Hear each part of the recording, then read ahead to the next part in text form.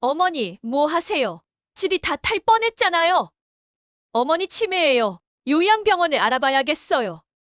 어머님을 위해서요. 날 요양원에 가둔다고? 이게 뭔지 아니? 재산 상속 취소 공증서야 마음속.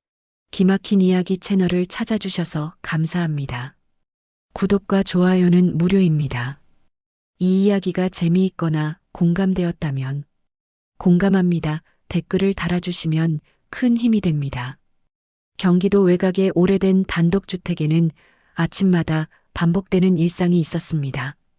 69살 이정수는 새벽 5시면 어김없이 눈을 떴습니다. 관절이 뻣뻣해진 몸을 일으켜 세우며 작은 한숨을 내쉬었죠. 거울 속 주름진 얼굴을 마주하며 정수는 오늘도 또 하루가 시작됐구나 싶었습니다. 부엌에서 밥을 짓고 김치찌개를 끓이는 동안 정순의 머릿속에는 온갖 생각들이 스쳐 지나갔습니다. 남편이 세상을 떠난 지도 벌써 10년이 넘었고 혼자 살아가는 일이 점점 버거워지고 있었어요. 무릎은 계속 아프고 가끔 깜빡깜빡 잊어버리는 일도 많아졌습니다. 어머니, 아침 차렸어요? 며느리 최미란의 목소리가 계단에서 들려왔습니다. 40살인 미라는 언제나 그랬듯이 차갑고 건조한 말투였어요. 정수는 애써 밝은 목소리로 대답했습니다. 응, 금방 차릴게. 식탁에 앉은 가족들의 모습은 겉보기엔 평범한 3대 가정이었습니다. 아들 박준호는 42살로 중소기업 과장으로 일하고 있었어요. 매일 아침 바쁘게 신문을 읽으며 밥을 먹는 준호의 모습에서 정수는 돌아가신 남편의 모습을 찾곤 했습니다. 준호야, 오늘 회사에서 늦나? 정순이 물어보자 준호는 고개를 끄덕였습니다. 응, 엄마. 프로젝트 마감이라 좀 늦을 것 같아. 그때 미란이 끼어들었습니다. 어머니, 그런데 어제 또 가습을 끄는 거 깜빡하셨다면서요? 이웃 김아줌마가 그러는데 연기가 많이 났다고 하더라고요. 정순의 얼굴이 순간 굳어졌습니다. 아, 그냥 국 끓이다가 깜빡했지. 별일 아니야. 하지만 미라는 계속했습니다. 어머니, 나이가 드시니까 그런 실수가 자꾸 늘어나시는 것 같은데요. 혹시 건망증이 심해지시는 건 아니세요? 준호가 불편한 듯 끼어들었습니다. 미라나 엄마도 사람인데 깜빡할 수 있지. 하지만 미라는 아랑곳하지 않았어요. 준호 씨는 너무 순진해요. 이런 일이 반복되면 나중에 큰일 날 수도 있다고요. 식사를 마치고 가족들이 각자 할 일을 하러 나간 후 정수는 혼자 설거지를 하며 깊은 생각에 잠겼습니다. 며느리의 말들이 계속 마음에 걸렸어요. 정말 자신이 건망증이 심해지고 있는 걸까요? 아니면 며느리가 괜히 트집을 잡는 걸까요? 오전 9시 정수는 평소처럼 시장으로 나섰습니다. 작은 좌판을 펼치고 직접 기른 채소들을 팔기 시작했어요. 어머니, 상추 얼마예요? 단골 손님이 다가와 물었습니다. 1,000원이에요. 싱싱해요. 정수는 환한 미소를 지으며 대답했습니다. 시장에서 만나는 사람들과의 대화는 정순에게 큰 위안이었어요. 같은 또래의 상인들과 수다를 떨며 하루 종일 시간을 보내는 것이 그나마 즐거운 일상이었습니다. 정순이 요즘 어떻게 지내? 옆 좌판의 김할머니가 물었습니다. 그냥 그렇지 뭐. 며느리가 요즘 자꾸 내가 깜빡깜빡한다고 그래서 좀 기분이 안 좋아. 에이, 그 나이 되면 다 그런 거지. 너무 신경 쓰지 마. 김할머니의 위로에 정수는 고개를 끄덕였지만 마음 한구석의 불안감은 쉽게 가시지 않았어요. 저녁이 되어 집으로 돌아온 정수는 또다시 저녁 준비에 나섰습니다. 하루 종일 시장에서 일한 탓에 몸이 더욱 피곤했어요. 무릎도 아프고 허리도 뻐근했습니다. 하지만 가족들의 식사를 준비하는 것은 여전히 정순의 몫이었어요. 어머니, 오늘 시장에서 얼마나 버셨어요? 미란이 부엌으로 들어와 물었습니다. 10,000원 정도 벌었네. 정순의 대답에 미란은 고개를 저었어요. 요즘 같은 세상에 10,000원으로 뭘 할 수 있겠어요. 차라리 그만두시고 집에서 쉬세요. 정수는 속으로 화가 났지만 겉으로는 내색하지 않았습니다. 아니야, 일을 해야 몸이 건강해져. 가만히 있으면 더 늙어. 하지만 미라는 계속 말했어요. 그래봤자 용돈벌이인데 뭘. 몸만 상하시게. 그날 밤 정수는 잠자리에 누워서도 오랫동안 잠이 오지 않았습니다. 며느리의 말들이 계속 귓가에 맴돌았어요. 정말 자신이 짐이 되고 있는 걸까요? 아들과 며느리에게 부담을 주고 있는 건 아닐까요? 천장을 바라보며 정수는 깊은 한숨을 내쉬었습니다. 남편이 살아 있었다면 이런 일은 없었을 텐데요. 며칠 후 정순의 일상에 작은 변화가 생겼습니다. 평소보다 더 자주 깜빡하는 일들이 늘어났어요. 가스레인지에 물을 올려놓고 잊어버린다거나 현관문 열쇠를 어디 뒀는지 한참을 찾는 일이 반복됐습니다. 정순 스스로도 이상하다 싶었지만 나이 탓이려니 하며 넘어갔어요. 화요일 오후 정수는 평소처럼 시장에서 돌아와 저녁 준비를 하고 있었습니다. 김치찌개를 끓이려고 가스불을 켜놓고는 깜빡 잊고 거실로 나가 텔레비전을 보기 시작했어요. 드라마에 푹 빠져 있던 정수는 시간 가는 줄도 몰랐습니다. 어머니, 뭐 하세요? 미란의 비명 같은 목소리가 부엌에서 들려왔습니다. 정순이 황급히 부엌으로 달려가 보니 가스레인지 위에 냄비에서 연기가 모락모락 피어오르고 있었어요. 물은 이미 다 증발했고 냄비 바닥이 시커멓게 탔습니다. 이게 뭐예요? 미란이 가스불을 끄며 소리쳤습니다. 집이 다 탈 뻔했잖아요. 어머니가 정신이 있으세요? 없으세요? 정순의 얼굴이 창백해졌습니다. 미안해. 깜빡했네. 드라마 보다가. 하지만 미라는 듣지 않았어요. 깜빡했다고요? 이게 깜빡할 일이에요? 가스불을 켜놓고 어떻게 잊어버려요? 마침 회사에서 돌아온 준호가 부엌으로 들어왔습니다. 무슨 일이야? 냄새부터 맡은 준호가 상황을 파악하자 표정이 굳어졌어요. 엄마, 또 가스불 끄는 거 잊어버리셨어요? 응, 미안하다. 정수는 고개를 숙였습니다. 평생 누구 앞에서도 당당했던 정순이었지만 이 순간만은 작아질 수밖에 없었어요. 미라는 기다렸다는 듯이 말을 이었습니다. 준호 씨, 봤죠? 제가 얼마나 걱정했는지 아세요? 이런 일이 한두 번이 아니에요. 지난주에도 비슷한 일이 있었고요. 그래도 다치신 건 아니잖아. 준호가 어머니를 감싸려 했지만 미라는 단호했습니다. 다치기 전에 대책을 세워야죠. 만약 제가 조금만 늦게 왔다면 어떻게 됐을까요? 불이라도 났다면요? 그날 밤 준호와 미라는 방에서 조용히 대화를 나눴습니다. 정수는 옆방에서 그들의 대화를 들으려 귀를 기울였어요. 준호 씨, 이제 정말 심각하게 생각해 봐야 해요. 미란의 목소리가 벽 너머로 들려왔습니다. 어머님이 예전 같지 않으세요. 건망증이 너무 심해졌어요. 엄마도 나이가 드시니까 그럴 수 있지. 준호의 목소리는 힘이 없었습니다. 그게 문제예요. 나이가 들면서 더 위험해지신다고요. 오늘 같은 일이 또 생기면 어떡해요? 우리 둘 다 직장 다니느라 낮에는 집에 없는데. 정순의 가슴이 쿵쾅거렸습니다. 며느리가 무슨 말을 하려는 건지 짐작이 갔어요. 그럼 어떻게 하자는 거야? 준호가 물었습니다. 요양병원을 알아봐야겠어요. 전문가들이 계시는 곳에서 돌봄을 받으시는 게 어머님께도 좋고 우리도 안심이 되잖아요. 요양병원이라. 준호의 목소리에 망설임이 묻어났습니다. 준호 씨, 현실을 봐야 해요. 어머님 혼자 두는 게 이제 위험해요. 치매 초기 증상일 수도 있고요. 치매라니 그렇게 심각한 건 아니잖아. 아니에요. 제가 인터넷으로 찾아봤는데 이런 증상들이 초기 치매 신호라고 하더라고요. 가스불 끄는 것도 잊어버리고 물건 둔 곳도 기억 못하고. 정수는 이불을 머리까지 뒤집어 쓰고 눈을 감았습니다. 가슴이 답답하고 숨이 막히는 것 같았어요. 치매라는 말이 계속 귓가에 맴돌았습니다.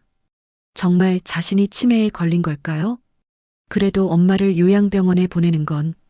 준호의 목소리가 들렸습니다.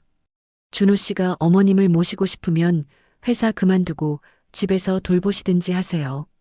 저는 더 이상 못하겠어요. 매일 불안해서 어떻게 살아요.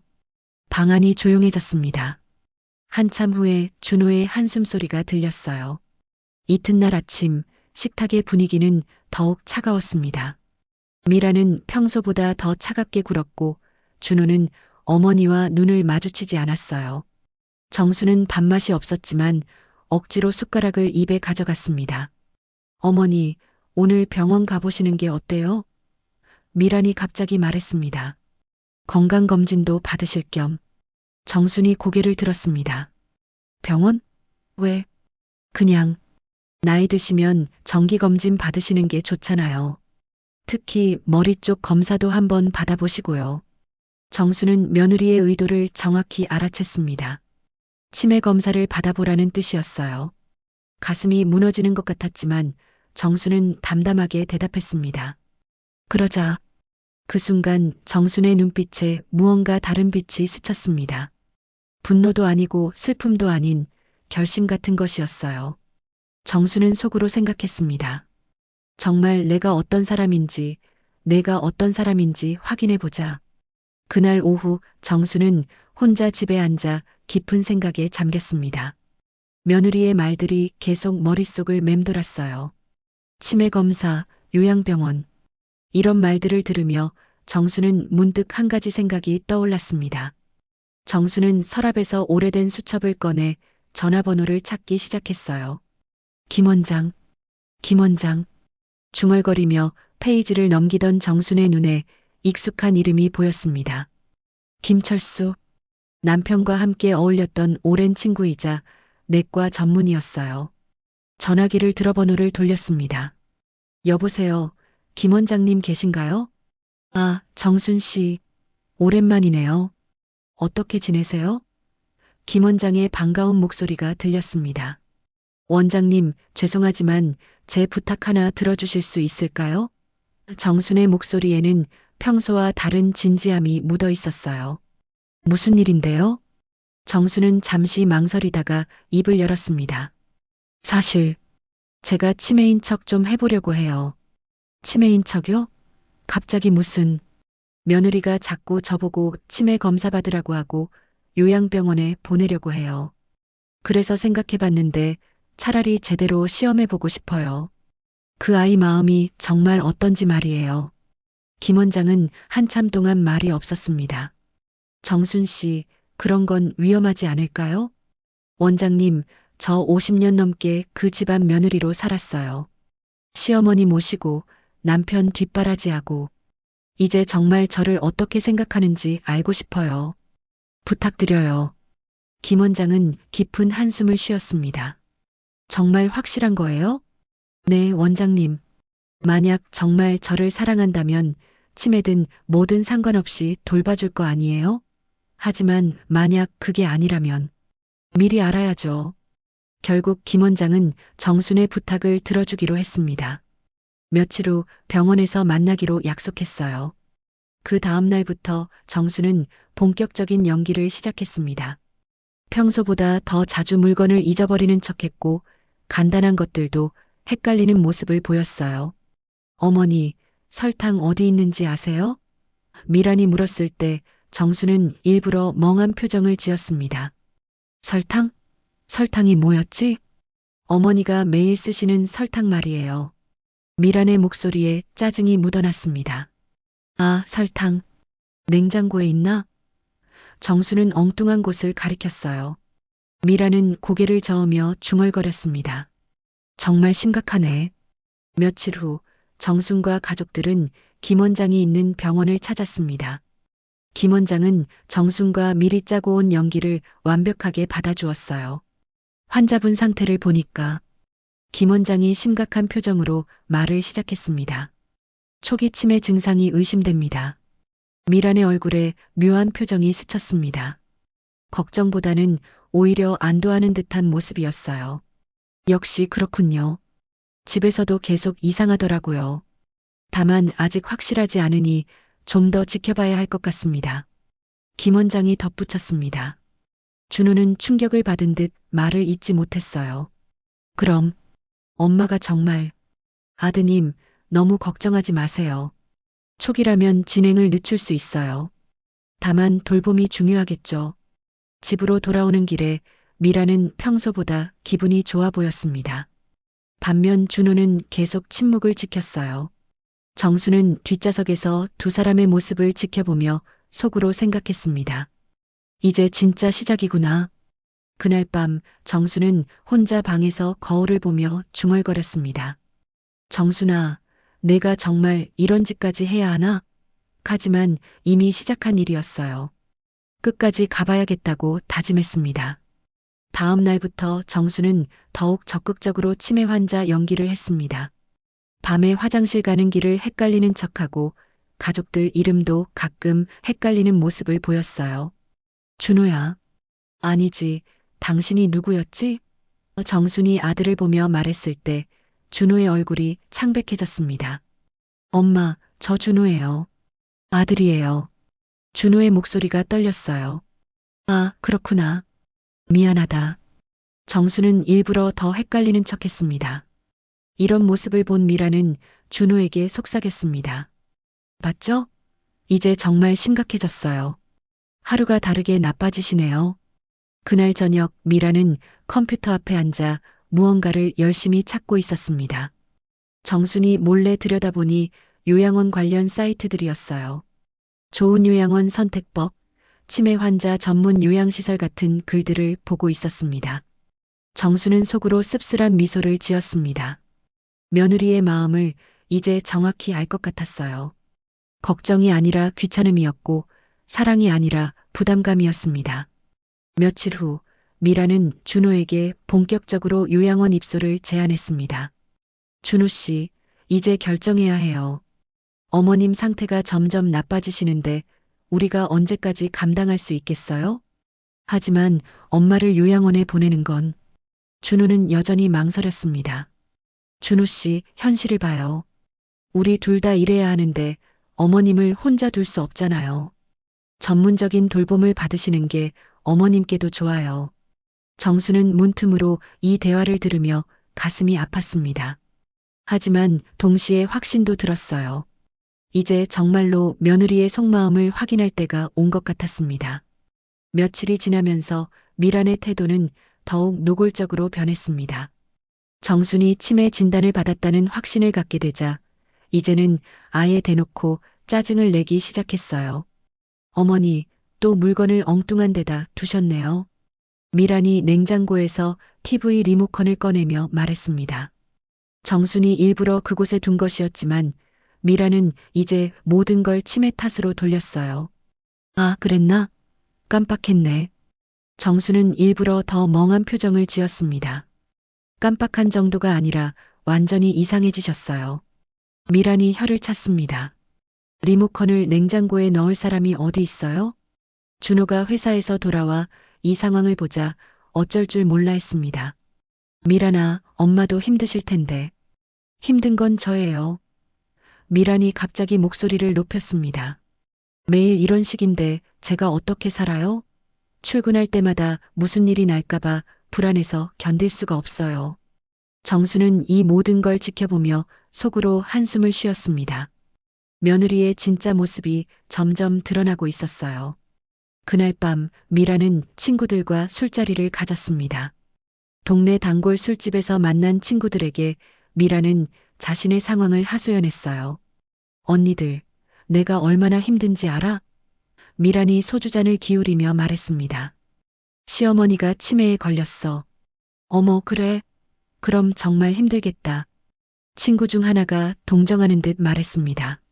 힘든 정도가 아니야. 매일 무슨 사고를 칠까봐 조마조마해. 미란의 목소리에는 짜증이 가득했어요. 그런데 남편은 아직도 미련을 못 버리고 있고, 그럼 요양원 보내지 그래? 다른 친구가 제안했습니다. 미란의 눈이 번뜩였어요. 그거야 나도 생각하고 있지. 사실 이미 알아보고 있어. 현명한 선택이야. 요즘 세상에 누가 치매 환자 돌봐. 맞아. 그런데 더 좋은 건 미란이 목소리를 낮췄습니다. 시어머니 명의로 된 집이 있거든. 곧 그것도 제 거나 다름없게 될 것 같아. 친구들이 부러운 듯 바라봤습니다. 와, 그럼 완전 대박이네. 집값 많이 올랐을 텐데. 그러게. 경기도 외곽이지만 요즘 개발되면서 가격이 많이 올랐어. 한 3억은 될 것 같더라고. 미라는 술 기운에 더욱 솔직해졌습니다. 그럼 정말 잘 됐다. 시어머니 요양원 보내고 집은 팔아서 좋은 데로 이사 가면 되겠네. 그런 셈이지. 솔직히 말하면 시어머니가 치매 걸린 게 나쁠 것만은 아니야. 이제 당당하게 요양원 보낼 수 있으니까. 이 대화를 정수는 전혀 모르고 있었습니다. 하지만 다음날 미란의 행동에서 뭔가 달라진 점을 느낄 수 있었어요. 어머니, 아침 드세요. 미란이 밥상을 차려주면서도 예전보다 더 건성으로 대했습니다. 마치 이미 남이 된 것처럼 말이에요. 정수는 일부러 수저를 떨어뜨렸습니다. 어떻게 잡는 거였지? 정말. 미란이 한숨을 쉬며 수저를 다시 쥐어줬습니다. 이제 수저도 제대로 못 드시네. 그 모습을 본 준호가 마음 아파했어요. 엄마, 천천히 하세요. 식사 후 준호가 출근하고 나자 미라는 본색을 더욱 드러냈습니다. 어머니, 이제 정말 혼자서는 안 되실 것 같은데요. 전문가들이 계신 곳에서 돌봄 받으시는 게 어떨까요? 정수는 일부러 고개를 갸우뚱했습니다. 전문가? 누구? 요양원 말이에요. 치매 환자분들을 전문적으로 돌봐드리는 곳이 있어요. 나 집에 있고 싶어. 정순이 마치 어린아이처럼 말했습니다. 어머니, 집에 계시면 위험해요. 혼자 계실 때 무슨 일이라도 생기면 어떡해요? 정수는 속으로 화가 났지만 계속 연기를 했어요. 무서워. 모르는 곳은 싫어. 처음엔 그러시겠지만 금방 적응하실 거예요. 거기 가시면 같은 또래 분들도 많으시고 프로그램도 다양하게 있대요. 그날 오후 미라는 혼자 집에 있으면서 부동산 앱을 켰습니다. 정순의 집 주변 시세를 알아보기 시작했어요. 역시 많이 올랐네. 3억 5천까지도 나오겠는데? 미라는 계산기를 꺼내 이것저것 계산해 봤습니다.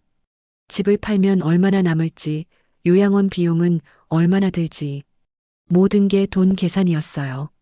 저녁에 준호가 돌아오자 미라는 본격적으로 설득에 나섰습니다. 준호 씨, 오늘 어머님 상태 보셨죠? 수저도 제대로 못 드시더라고요. 그래도 아직 준호는 여전히 망설였습니다. 언제까지 이러실 거예요? 어머님도 전문적인 치료가 필요하세요. 집에서는 한계가 있어요. 요양원 비용은 어떻게 하고? 미란의 눈이 번뜩였어요. 그건 걱정 마세요. 어머님 집을 처분하면 되니까요. 집을 팔자고? 준호가 놀란 듯 물었습니다.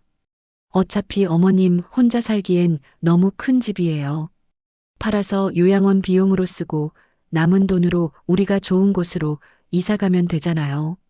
정수는 옆방에서 이 대화를 듣고 있었습니다. 며느리의 속셈이 이제 완전히 드러났어요. 집이 목적이었던 거였습니다. 정순의 눈에서 차가운 빛이 스쳤습니다. 그럼 엄마는 어떻게 생각하실까? 준호가 걱정스럽게 물었습니다. 어머님이 지금 제대로 판단할 수 있는 상태세요? 우리가 대신 결정해야죠. 그 순간 정수는 결심했습니다.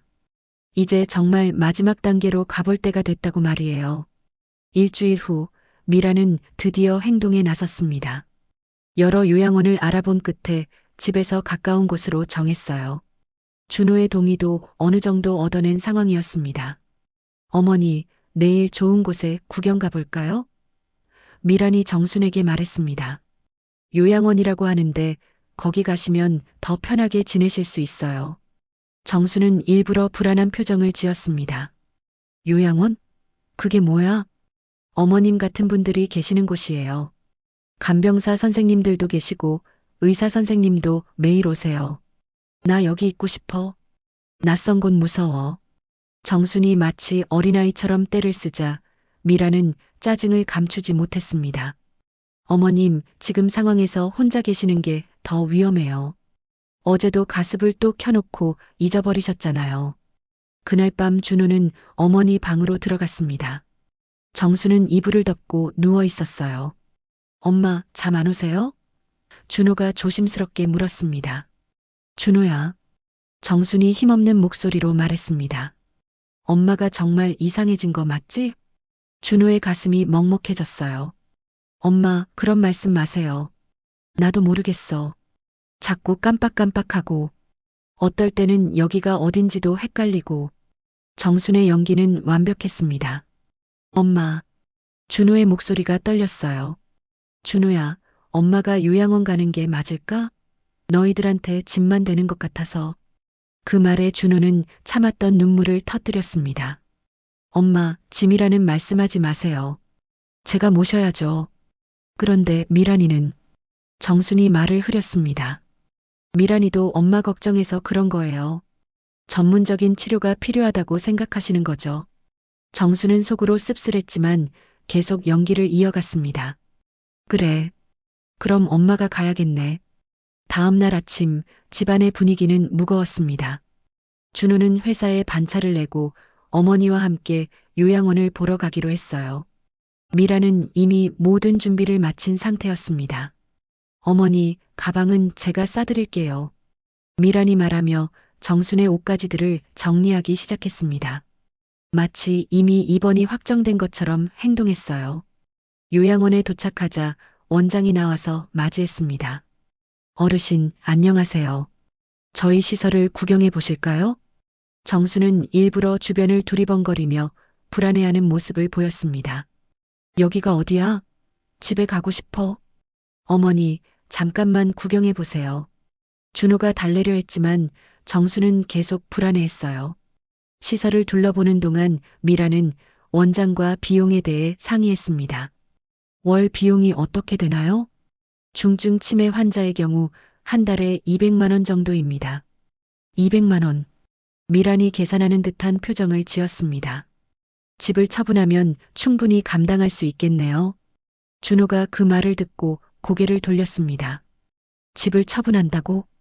준호 씨, 어차피 어머님 혼자 살 수 없는 집인데 처분하는 게 맞죠. 그 돈으로 요양원 비용도 내고. 그 순간 정순이 갑자기 쓰러지는 신용을 했습니다. 어지러워. 어머니. 준호가 급히 달려가 정순을 부축했습니다. 괜찮으세요? 원장이 맥박을 재어보며 물었습니다. 스트레스 때문인 것 같습니다. 환경 변화에 민감하게 반응하시는 분들이 많아요. 원장이 설명했습니다. 미라는 이 기회를 놓치지 않았습니다. 봐요. 어머님 상태가 점점 나빠지시잖아요. 하루빨리 입원시키는 게 좋을 것 같은데요. 그럼 언제부터 입원 가능한가요? 미란이 물었습니다. 내일부터도 가능합니다. 내일? 준호가 놀란 듯 물었습니다. 준호 씨, 미루면 뭐해요? 어머님 상태 보세요. 미란이 단호하게 말했습니다. 그날 밤 집으로 돌아온 후 정수는 방에서 혼자 앉아 있었습니다. 내일이면 정말 요양원에 가야 하는 상황이 됐어요. 하지만 정순에게는 마지막 계획이 하나 더 있었습니다. 새벽에 정순은 조용히 일어나 전화를 걸었습니다. 원장님, 죄송한데 내일 계획에 대해서 말씀드릴 게 있어요. 무슨 일인가요? 내일 구급차를 불러주세요. 제가 쓰러진 것처럼 연기할 테니까. 그래야 며느리와 아들의 진짜 반응을 볼 수 있을 것 같아요. 김 원장은 걱정스럽게 말했습니다. 정순 씨, 너무 위험한 계획 아닌가요? 마지막이에요, 원장님. 정말 마지막으로 확인해 보고 싶어요. 다음 날 아침 미라는 일찍부터 정순의 짐을 챙겼습니다. 어머니, 오늘 새로운 곳에 가시는 거 기억하세요? 정순은 멍한 표정으로 고개를 끄덕였어요. 응, 기억해. 거기 가시면 더 좋아지실 거예요. 미란의 말에는 진심 어린 걱정보다는 안도감이 느껴졌습니다. 준호는 회사에 휴가를 내고 어머니를 배웅하기로 했어요. 엄마, 제가 자주 면회 갈게요. 고마워, 준호야. 정순이 아들의 손을 잡았습니다. 바로 그때였습니다. 정순이 갑자기 가슴을 움켜쥐며 쓰러졌어요. 으아, 가슴이. 어머니. 준호가 비명을 질렀습니다. 미라는 당황하며 구급차를 불렀고 곧 사이렌 소리와 함께 구급차가 도착했습니다. 정수는 들것에 실려가면서도 눈을 감고 있었어요. 구급차 안에서 준호는 어머니의 손을 꽉 잡으며 눈물을 흘렸습니다.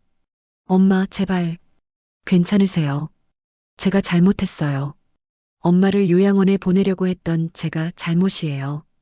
그 순간 정순의 마음이 무너졌습니다. 아들의 진심 어린 눈물을 보니 가슴이 아팠어요. 하지만 옆에 앉은 미란의 표정은 달랐습니다. 걱정보다는 오히려 차분해 보였어요. 준호 씨, 너무 흥분하지 마세요. 어머님 상태 때문에 이런 일이 생길 수도 있다고 의사가 그랬잖아요. 정수는 눈을 감은 채로 모든 걸 듣고 있었습니다. 이제 정말 마지막 순간이 다가오고 있었어요. 병원 응급실에 도착한 정수는 김 원장의 도움으로 완벽한 연기를 이어갔습니다. 심전도 검사와 각종 검사를 받으며 의식을 잃은 척했어요. 준호는 침대 옆에서 어머니의 손을 잡고 계속 눈물을 흘렸습니다. 엄마, 제발 깨어나세요. 제가 정말 못된 아들이었어요. 준호의 목소리가 떨렸습니다. 엄마를 요양원에 보내려고 했던 제가 잘못이에요. 다시는 그런 생각 안 할게요. 미라는 옆에서 이 모습을 지켜보며 복잡한 표정을 지었어요. 겉으로는 걱정하는 척했지만 속으로는 다른 생각을 하고 있었습니다.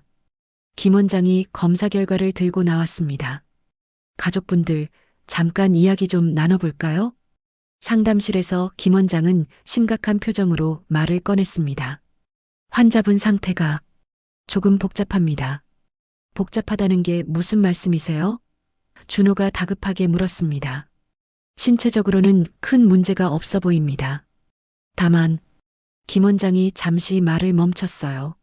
치매 진단에 대해서 좀 더 정밀한 검사가 필요할 것 같습니다. 그게 무슨 뜻이에요? 미란이 날카롭게 물었습니다. 환자분의 일부 반응들이 어떻게 말씀드려야 할까요? 일반적인 치매 증상과는 조금 다른 패턴을 보이고 있습니다. 준호는 희망적인 표정을 지었어요. 그럼 치매가 아닐 수도 있다는 말씀인가요? 단정할 수는 없지만 좀 더 지켜봐야겠습니다. 그런데 김 원장이 미란을 쳐다봤어요. 보호자분의 태도도 좀 문제가 있는 것 같습니다. 제 태도가 문제라고요? 미란의 목소리가 높아졌습니다. 환자를 돌보는 가족의 마음가짐이 치료에 큰 영향을 미칩니다. 너무 성급하게 요양원 입소를 추진하시는 것 같던데.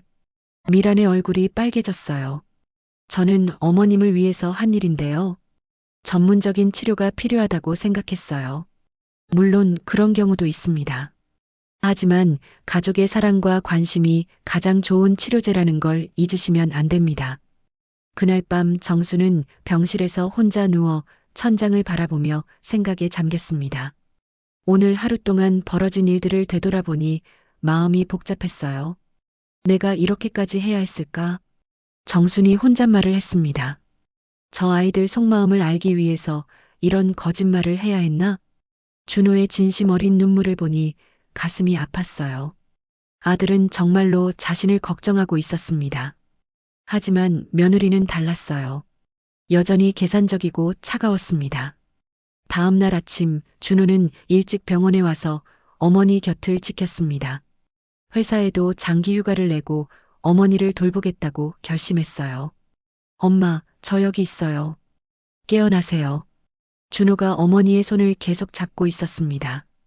그때 아버지의 영정사진을 들고 온 준호를 본 정수는 마음이 더욱 무너졌어요. 준호가 영정사진 앞에서 중얼거리는 말을 들었습니다. 아버지, 제가 잘못했어요.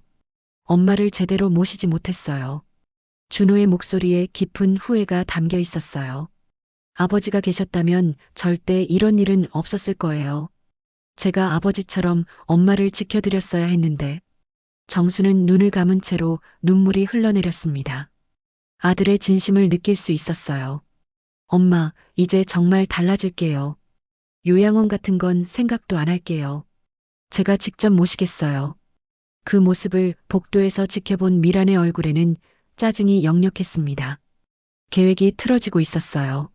준호 씨, 언제까지 이러실 거예요? 미란이 병실로 들어오며 말했습니다. 회사는 어떻게 하시려고요? 회사보다 엄마가 더 중요하지. 준호의 대답에 미라는 당황했어요. 그럼 우리 생활은 어떻게 해요? 준호 씨 월급으로만 어떻게 살아가요? 그건 나중에 생각해보자. 일단 엄마부터 돌봐드리고. 미라는 더 이상 참을 수 없었어요. 준호 씨, 현실을 좀 봐요. 어머님은 치매에 걸리셨고 앞으로 더 심해질 거예요. 우리가 언제까지 희생할 수 있어요? 희생이라고 말하는 거 자체가 잘못된 거야. 준호가 처음으로 아내에게 화를 냈습니다. 엄마는 가족이야. 가족을 돌보는 게 왜 희생이야? 가족이라고 해서 무조건 희생해야 해요? 우리 인생도 있는데요. 이 대화를 듣고 있던 정순의 마음은 더욱 복잡해졌습니다. 아들은 변하고 있었지만 며느리는 여전했어요. 그날 오후 미라는 혼자 집에 가서 부동산 중개업소를 찾았습니다. 이 집 시세가 얼마나 될까요? 요즘 이 동네 많이 올랐어요. 4억 정도는 나올 것 같은데요. 미란의 눈이 번뜩였어요. 예상보다 더 비쌌습니다. 그럼 빨리 처분할 수 있을까요? 집주인이 직접 오셔야 계약이 가능한데요. 집주인이 지금 병원에 입원해 계세요. 치매 진단을 받으셨거든요. 중개업자가 고개를 끄덕였어요. 그럼 가족분이 대리로 할 수 있어요. 위임장만 있으면 되죠. 미라는 속으로 계획을 세웠습니다. 어떻게든 정순으로부터 위임장을 받아내야겠다고 생각했어요. 저녁에 병원으로 돌아온 미라는 준호에게 말했습니다. 준호 씨, 어머님이 깨어나시면 집 관련 서류 정리를 해야겠어요. 무슨 서류? 만약을 대비해서 위임장 같은 거 말이에요. 어머님 상태가 이러신데 나중에 더 못하시게 되면 어떡해요? 준호는 미란의 말에 뭔가 이상함을 느꼈지만 정확히 뭔지는 알 수 없었어요. 그때 정순이 천천히 눈을 떴습니다. 여기가 어디지? 엄마. 준호가 기뻐하며 달려왔어요. 깨어나셨어요. 정수는 주변을 둘러보며 일부러 헷갈리는 듯한 모습을 보였습니다. 준호야, 내가 왜 여기 있지? 엄마, 쓰러지셨어요. 이제 괜찮으시니까 걱정 마세요. 미라는 이 기회를 놓치지 않았습니다. 어머님, 다행히 깨어나셨네요. 그런데 혹시 집 관련해서 정리할 서류가 있는데 도장 좀 찍어주실 수 있을까요? 정순의 눈빛이 순간 날카로워졌지만 곧 다시 흐릿해졌어요. 이제 마지막 순간이 다가오고 있었습니다. 정순은 미란의 말을 듣고 잠시 생각에 잠겼습니다. 서류에 도장을 찍어달라는 요청. 이제 며느리의 본심이 완전히 드러날 때가 왔어요. 정수는 일부러 더 멍한 표정을 지으며 물었습니다. 서류? 무슨 서류야? 어머님, 집 관련 서류인데요. 만약을 대비해서 미리 정리해 두시는 게 좋을 것 같아서요. 미란이 가방에서 서류를 꺼내며 말했습니다. 준호가 그 서류를 보더니 놀란 듯 말했습니다. 미란아, 이게 뭐야? 부동산 매매 위임장? 그냥 혹시 모르니까 준비해 둔 거예요. 미란의 목소리가 약간 떨렸어요. 엄마가 의식도 제대로 못 차리시는 상황에서 이런 걸 왜 가져와? 준호의 목소리에 의심이 묻어났습니다. 준호 씨, 어머님 상태 보세요. 언제까지 이런 중요한 일을 미룰 수 있어요? 나중에 더 못하시게 되면 어떡해요? 정수는 이 대화를 들으며 속으로 결심을 굳혔습니다. 이제 정말 끝을 내야 할 때였어요. 연기는 여기까지였습니다. 잠깐. 정순이 갑자기 또렷한 목소리로 말했습니다. 준호와 미란이 깜짝 놀라며 정순을 바라봤어요. 엄마, 괜찮으세요? 준호가 걱정스럽게 물었습니다. 정순은 침대에서 천천히 일어나 앉았습니다. 그리고는 평소와 전혀 다른 아주 또렷한 눈빛으로 두 사람을 바라봤어요. 나 치매 아니야. 정순의 말에 병실이 조용해졌습니다. 엄마, 무슨 말씀이세요? 준호가 어리둥절해하며 물었습니다. 다 연기였어. 김 원장님과 짜고 한 거야. 정순의 목소리는 점점 확실해졌어요. 미란의 얼굴이 창백해졌습니다. 연기라고요? 그게 무슨... 너희들 마음을 시험해보고 싶었거든. 특히 너 말이야, 미란아. 정순이 며느리를 똑바로 바라보며 말했습니다. 준호는 충격에서 벗어나지 못하고 있었어요. 엄마, 정말로 치매가 아니셨어요? 응, 아니야. 가습을 끄는 것도, 물건 엉뚱한 데 두는 것도, 수저 못 잡는 것도 다 일부러 한 거였어. 그럼 왜? 준호의 목소리가 떨렸습니다. 왜냐하면 내 마음을 알고 싶었거든. 그리고 미란이 마음도. 정순이 차분하게 말했습니다. 만약 정말로 나를 사랑한다면 치매든 뭐든 상관없이 끝까지 돌봐줄 거라고 생각했어. 미라는 당황하며 변명을 시작했습니다. 어머님. 저는 정말 어머님을 위해서. 위해서? 정순이 냉소적으로 웃었습니다. 너 친구들한테 뭐라고 했는지 다 알아. 네. 미란의 얼굴이 더욱 창백해졌어요. 집값이 3억에서 4억으로 올랐다며? 내가 치매 걸린 게 나쁠 것만은 아니라고 했지? 정순의 목소리가 차가워졌습니다. 미라는 어떻게 그걸 알았는지 몰라 당황했어요. 그건. 그리고 오늘 부동산에 가서 집 시세 알아본 것도 알고 있어. 위임장 가져온 것도 우연이 아니었지? 준호가 미란을 바라보며 물었습니다. 미란아, 이게 정말이야? 미란은 더 이상 변명할 말이 없었어요. 저는 그냥 뭐, 솔직하게 말해봐. 정순이 단호하게 말했습니다. 죄송해요. 미란이 고개를 숙였습니다. 저도 모르게가 아니라 계획적으로 한 거잖아. 내가 치매 걸리기만을 기다렸던 거 아니야? 준호는 이 모든 상황을 받아들이기 힘들어했습니다. 엄마, 그럼 제가 운 눈물은, 제가 후회했던 마음들은, 그건 진짜였어, 준호야. 정순이 아들을 바라보며 말했습니다. 내 눈물을 보면서 엄마가 얼마나 마음 아팠는지 몰라. 너만은 진짜였어. 준호의 눈에서 다시 눈물이 흘렀습니다. 엄마, 제가 정말 못된 아들이었어요. 엄마를 요양원에 보내려고 했던 제가. 아니야, 준호야. 내 잘못이 아니야. 정순이 아들의 손을 잡았습니다. 하지만 내가 지켜야 할 게 뭔지는 이제 알았지? 그때 김 원장이 병실로 들어왔습니다. 정순 씨, 정말로 말씀하신 거군요. 원장님도 한패였어요? 준호가 놀라며 물었습니다. 죄송합니다. 정순 씨가 간곡히 부탁하셔서. 김 원장이 미안해하며 말했습니다. 정순은 가방에서 서류 봉투를 꺼냈습니다. 미란아, 이게 뭔지 아니? 미란이 떨리는 목소리로 물었습니다. 그게 뭔가요? 재산 상속 취소 공증서야. 정순의 말에 미란의 얼굴이 하얗게 질렸어요. 상속 취소요? 응. 원래는 준호 앞으로 집을 물려주려고 했는데 이번 일로 마음이 바뀌었어. 준호야, 미안하다. 준호는 고개를 저었습니다. 아니에요, 엄마. 당연한 거예요. 그런데 미란아, 정순이 며느리를 바라보며 계속 말했습니다. 내가 그렇게 원하던 이 집, 이제 내 거 될 일은 없을 거야. 미란은 더 이상 숨길 수 없었습니다. 어머님, 죄송해요. 제가 정말 잘못 생각했어요. 잘못 생각한 게 아니라 처음부터 나쁜 마음을 먹고 있었던 거지. 정순의 목소리에는 실망감이 가득했어요.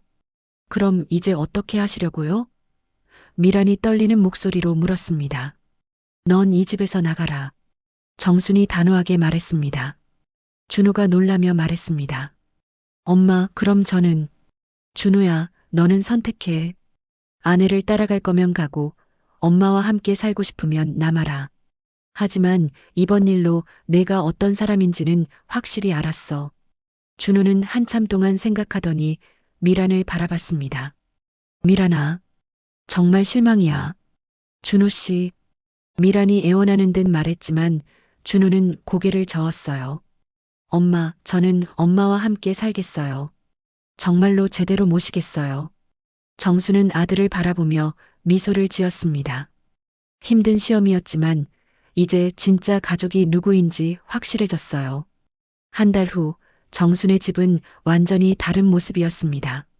미라는 결국 집을 떠났고 준호는 회사를 그만두고 어머니와 함께 작은 식당을 운영하기로 했어요. 정순이 평생 해온 요리 솜씨를 살려서 동네 사람들을 위한 밥집을 차린 것이었습니다. 어머니, 오늘 손님이 많이 올 것 같은데 준비 다 되셨어요? 준호가 앞치마를 두르며 물었습니다. 당연하지. 엄마가 누군데? 정순이 환하게 웃으며 대답했어요. 예전의 꼿꼿하고 당당한 모습이 완전히 돌아왔습니다. 식당 이름은 정순이네 집밥이었어요. 단순하지만 따뜻한 이름이었죠. 개업한 지 한 달도 안 되어 동네에서 입소문이 나기 시작했습니다. 사장님, 여기 김치찌개 하나 추가요. 단골 손님이 소리쳤습니다. 네, 금방 나갑니다. 정순이 대답하며 능숙하게 찌개를 끓였어요. 이른이 다 된 나이에도 불구하고 정순의 손놀림은 여전히 빨랐습니다. 준호는 홀에서 서빙을 하며 손님들과 자연스럽게 대화를 나눴어요. 처음에는 서투르기도 했지만 이제는 제법 익숙해졌습니다. 점심시간이 끝나고 손님들이 다 돌아간 후 모녀는 함께 설거지를 하며 이야기를 나눴습니다. 준호야, 후회 안 하지? 정순이 물었습니다. 무슨 후회를 해요? 이렇게 엄마와 함께 있으니까 오히려 더 행복해요. 준호가 진심으로 대답했습니다. 그래도 회사 다닐 때보다는 수입이 적잖아. 돈이 전부는 아니죠.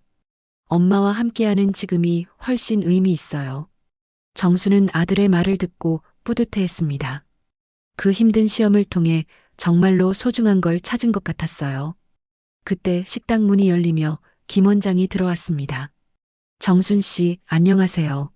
어머, 원장님, 어서 오세요. 정순이 반갑게 맞았습니다. 김 원장은 자리에 앉으며 주변을 둘러봤어요. 식당 정말 잘 꾸미셨네요. 분위기도 좋고 원장님 덕분에 이렇게 새 출발할 수 있었어요. 정순이 감사 인사를 했습니다. 그때 정말 위험한 일이었는데 지금 보니 잘 된 것 같네요. 김 원장이 웃으며 말했습니다. 준호가 된장찌개를 가져다 주며 말했습니다. 원장님, 그때 정말 감사했어요. 덕분에 저도 정신을 차릴 수 있었거든요. 준호 씨가 변한 게 가장 큰 성과죠. 김 원장이 고개를 끄덕였습니다. 식사를 마친 김 원장은 계산을 하려다가 정순이 손사래를 쳤습니다. 원장님, 무슨 돈을 받아요? 그냥 가세요. 그럼 안 되죠. 장사하시는데. 원장님은 우리 가족의 은인이에요. 언제든지 오세요. 김 원장이 돌아간 후 정수는 시장으로 장을 보러 나갔습니다. 예전처럼 채소를 팔던 시장이었지만 이제는 식당 재료를 사러 오는 곳이 되었어요. 어머니, 요즘 어떻게 지내세요? 예전에 옆에서 장사하던 김할머니가 반갑게 인사했습니다. 잘 지내요. 아들과 함께 식당하고 있어요. 정순이 자랑스럽게 말했습니다. 아, 그 소문 들었어요. 장사 잘 되나 봐요? 네, 다행히 손님들이 많이 와주셔서요. 역시 정순이는 달라. 그 나이에 새로 시작하다니. 김할머니가 감탄했습니다. 정수는 장을 보며 생각했습니다. 몇 달 전만 해도 자신이 치매 환자 행세를 하며 가족들을 시험했던 일이 꿈만 같았어요. 하지만 그 일이 없었다면 지금의 행복도 없었을 거라고 생각했습니다. 저녁 무렵 집으로 돌아온 정수는 준호와 함께 내일 메뉴를 정했습니다. 내일은 갈비찜도 해볼까? 좋은 생각이에요. 엄마 갈비찜은 정말 맛있거든요. 그럼 내일 아침 일찍 시장에 가서 좋은 갈비를 골라와야겠네. 두 사람이 메뉴를 정하고 있을 때 전화벨이 울렸습니다. 준호가 받아보니 미란이었어요. 준호 씨, 미란의 목소리가 들렸습니다. 준호는 잠시 망설이더니 대답했습니다. 응, 어떻게 지내세요? 잘 지내고 있어. 엄마랑 식당해. 식당요? 회사는 그만뒀어. 이제 엄마와 함께 살기로 했거든. 전화 너머로 미란의 한숨소리가 들렸습니다. 준호 씨, 저 정말 잘못했어요. 다시 생각해 볼 수 없을까요? 준호는 한참 동안 말이 없다가 대답했습니다. 미란아, 이미 늦었어. 우리는 이미 끝났고 나는 이제 다른 인생을 살고 있어. 그래도 미안해. 행복하게 살아. 준호가 전화를 끊었습니다. 정순이 아들을 바라보며 물었습니다. 괜찮아? 네, 괜찮아요. 오히려 후련해요. 준호가 웃으며 대답했습니다. 그날 밤 정수는 남편의 영정 앞에 앉아 있었습니다. 여보, 우리 준호 많이 달라졌죠? 이제야 제대로 된 아들이 됐어요. 사진 속 남편이 웃고 있는 것 같았어요. 처음엔 제가 너무 심한 짓을 한 건 아닌가 싶기도 했어요. 하지만 그렇게라도 하지 않았다면 준호가 정신을 차렸을까요? 정순이 중얼거렸습니다. 이제야 진짜 가족이 뭔지 알 것 같아요. 돈이나 재산이 아니라 마음이 진짜 재산이더라고요. 다음 날 아침 정수는 평소보다 일찍 일어나 식당 준비를 했습니다. 준호도 함께 나와서 청소를 하고 음식 재료를 준비했어요. 엄마, 오늘도 화이팅이에요. 준호가 환하게 웃으며 말했습니다. 그래, 우리 화이팅 하자. 정순도 밝게 대답했습니다. 문을 열자 단골 손님들이 하나둘 들어오기 시작했어요. 사장님, 오늘도 맛있는 밥 부탁드려요. 네, 정성껏 해드릴게요. 정순이 대답하며 부엌으로 들어갔습니다. 정순은 국을 끓이며 생각했습니다. 인생 70년을 살아오면서 가장 힘들었던 시기를 지나 이제야 진짜 행복을 찾은 것 같았어요. 가족의 진정한 의미를 깨달은 지금 매일이 새로운 시작 같았습니다. 사람은 마지막까지 마음이 전부더라. 정순이 혼잣말을 하며 환하게 웃었습니다. 부엌 창문으로 들어오는 따뜻한 햇살처럼 정순의 마음도 평화로웠습니다.